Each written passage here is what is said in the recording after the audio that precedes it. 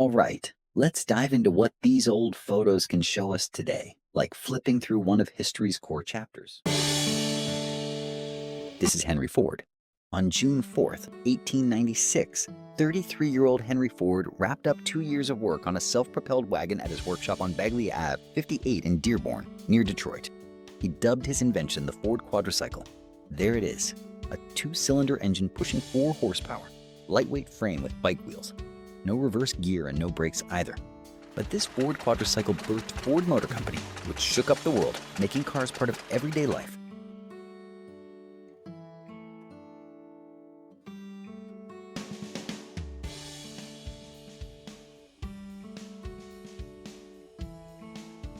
Here's Ford with his wife and the 1896 Ford Quadricycle. Henry Ford and his wife Clara Bryant Ford are pictured behind the wheel of the Ford Quadricycle in 1946. He'd leave us on April 7, 1947.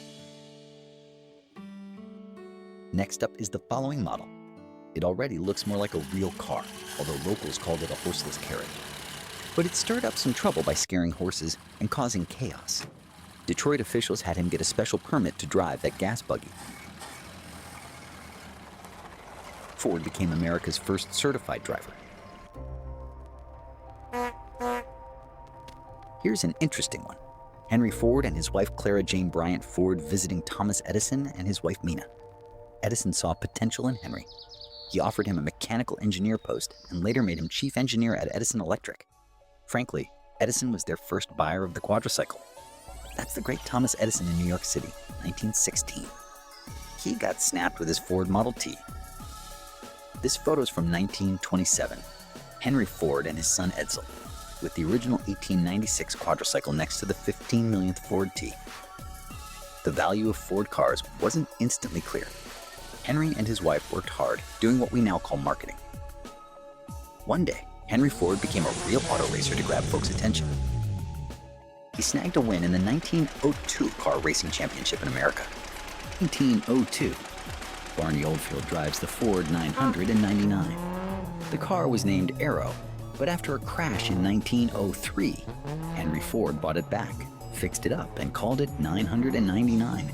On January 12, 1904, Henry raced this car on Lake St. Clair ice and set a world speed record at 147.05 kilometers per hour. Here's Henry Ford standing next to his first race car in 1902.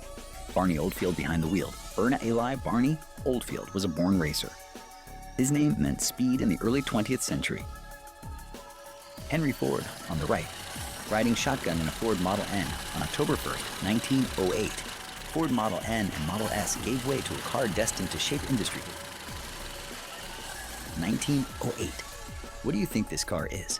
It's adapted to turn some kind of mechanism. Yeah, it's the Ford T. The Model T was also famous for stunts it could pull off, like climbing Tennessee State Capitol steps or scaling Pikes Peak.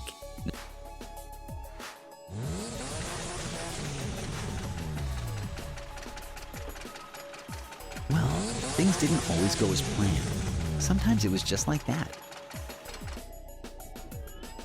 A joyful family, proud owners of Ford T.